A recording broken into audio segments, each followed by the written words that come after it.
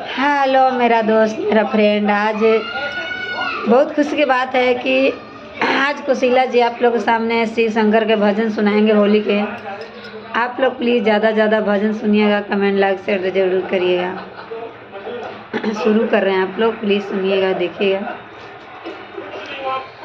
फागुन में आईती हमार नगरी, शिव जी फागुन में आईती हमार नगरी, हमार नगरी हो हमार नगरी, शिव जी फागुन में आईती हमार नगरी।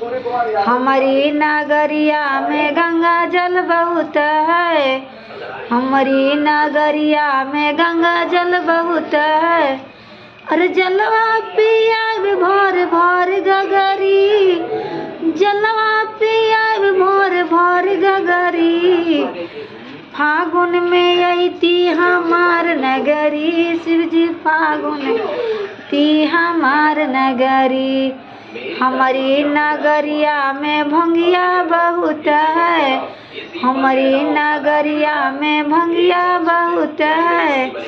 अरे भंगिया पिया भोर भोर गगरी, भंगिया पिया भोर भोर गगरी।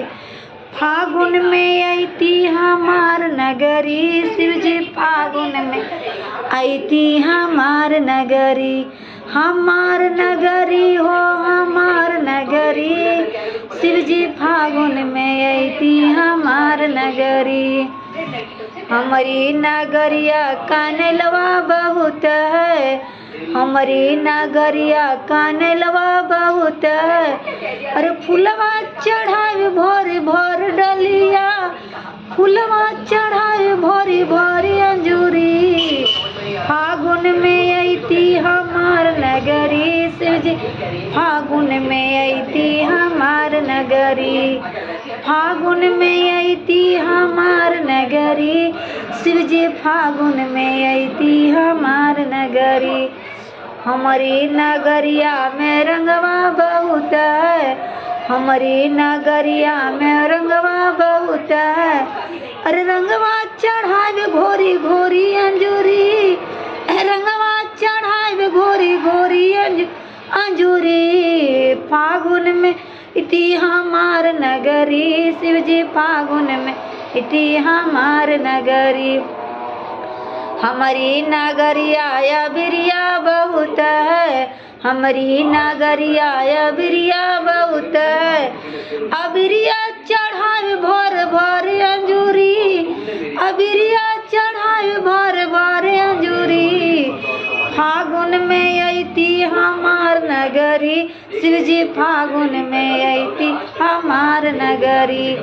अपनों भी आईती पार्वती के ले आईती, अपनों भी आईती पार्वती के ले आईती।